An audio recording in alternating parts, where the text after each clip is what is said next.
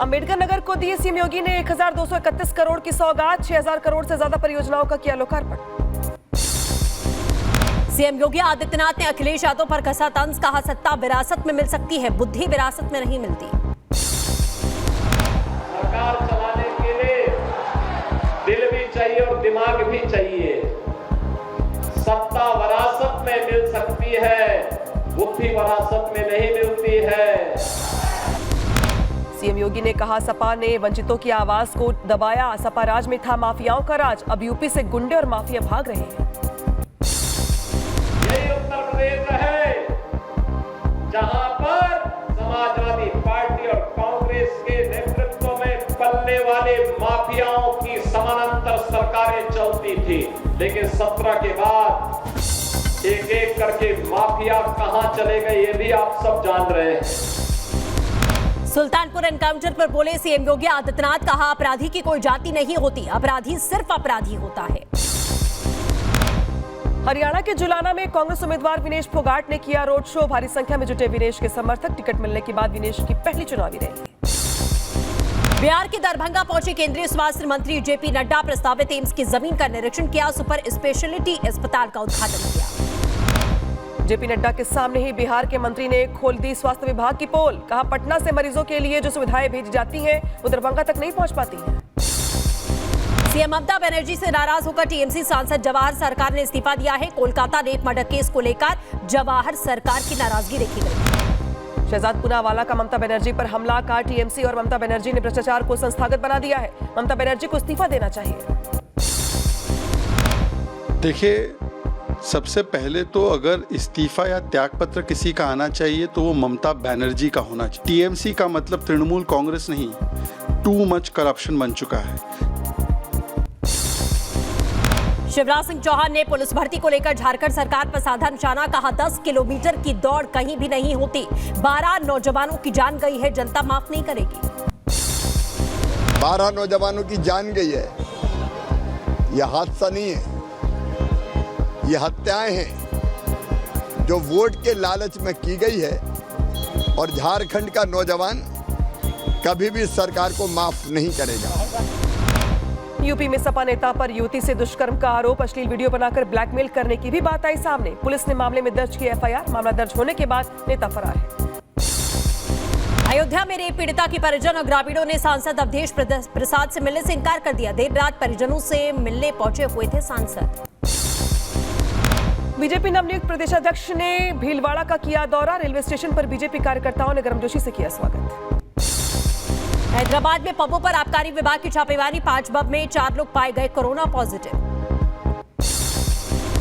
उधर फिरोजाबाद में महिला अधिवक्ता की हत्या को लेकर वकीलों में आक्रोश, हाथों में काली पट्टी बांधकर किया प्रदर्शन, जिलाधिकारी और एसपी को सौंपा ज्ञापन। वहीं मणिपुर में हिंसा करने वालों की खैर नहीं, एंट्री ड्रोन सिस्टम तैनात किया गया, सुरक्षा बलों को मिलेंगे अधिक हथियार। शिमला में अवैध मस्जिद निर्माण को लेकर 11 सितंबर को एक बार फिर होगा प्रदर्शन, हालातों को देखते हुए मस्जिद के बाहर बढ़ाई गई सिक्योरिटी।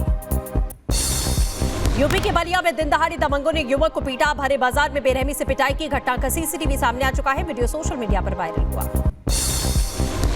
उधर यूपी के शामली में पुलिस और बदमाशों के बीच मुठभेड़ हो गई, दरोगा की पिस्टल छीनकर भागने की कोशिश कर रहा था बदमाश, जवाबी फायर में घायल हुआ बदमाश।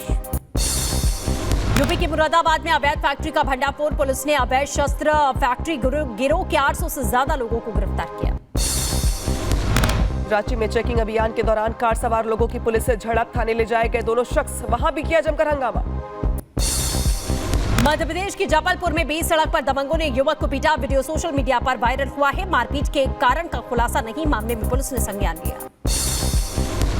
नंदग्राम में 2 पक्षों के बीच मारपीट और पथराव, पुलिस ने 5 लोगों को किया गिरफ्तार, वीडियो सोशल मीडिया पर वायरल हुआ।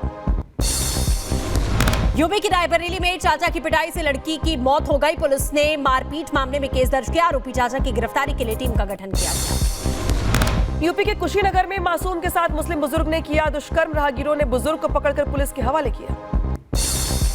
यूपी के उन्नाव में दबंगों के हौसले बुलंद है, कई बदमाशों ने क्लास में घुसकर नाबालिग की पिटाई की, मारपीट के दौरान घायल हुआ नाबालिग। मथुरा में आपसी विवाद के बाद युवक को मारी गोली, इलाज के दौरान हुई मौत, घटना के बाद आरोपी फरार, पुलिस कर रही तलाश।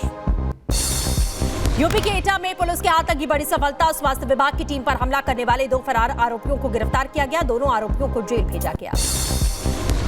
यूपी के गोंडा में तालाब में 2 बच्चियों के शव मिलने से मचा हड़कंप। अचानक लापता हुई थी बच्चियां। पुलिस ने डूबने के कारण जताई थी मौत की आशंका।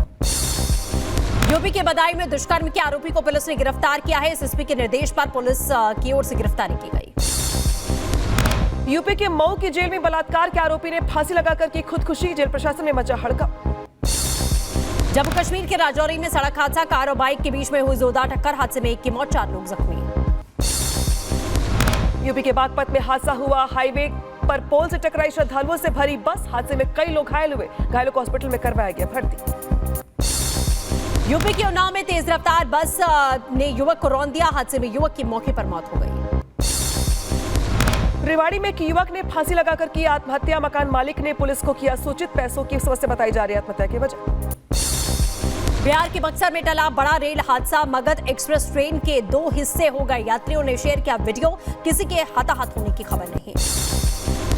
चित्रकूट में मालगाड़ी की इंजन पटरी से उतरी। पटरी का इंजन सिल्टिंग करते समय हुआ डीरेल। मानिकपुर रेलवे स्टेशन के प्रयागराज आउटर में उतरा इंजन। गाजियाबाद में बस और स्कूटी के बीच में भिड़ंत हो गई। हादसे में 2 लोगों की मौके पर मौत हो गई। स्कूटी बस के नीचे फंसने से हुआ हादसा। वियतनाम में तूफान यागी ने लोगों के उड़ाए होश। तूफान से बचने के लिए होटल का दरवाजा बंद करते नजर आए कर्मचारी। फ्रांस के पारिस अटलांटिक में बाढ़ का कहर देखा गया। सड़कों पर तेज बहाव के साथ में बहा पानी। घरों में कैद हुए लोग। तूफान यागी से हनोई में भी भारी नुकसान हुआ है। तूफान के तेज झोंकों से उड़ी बिल्डिंग की छत। भारी तबाही के आसार हैं। वियतनाम के हनोई में टाइफून यागी ने पहुंचाया नुकसान। समुद्र के बीच में पानी में डूबा जहाज। नेवादा के क्रीक रीजनल पार्क में लगी आग। नजर आया धुएं का गुब्बार। आग की तस्वीरें सामने आई। बोलिविया के जंगल में आग लगने के कारण आपातकाल घोषित करी। 3 मिलियन हेक्टेयर जंगल जलकर राख हुआ है। 2010 के बाद से सबसे ज्यादा जंगल में आग लगी।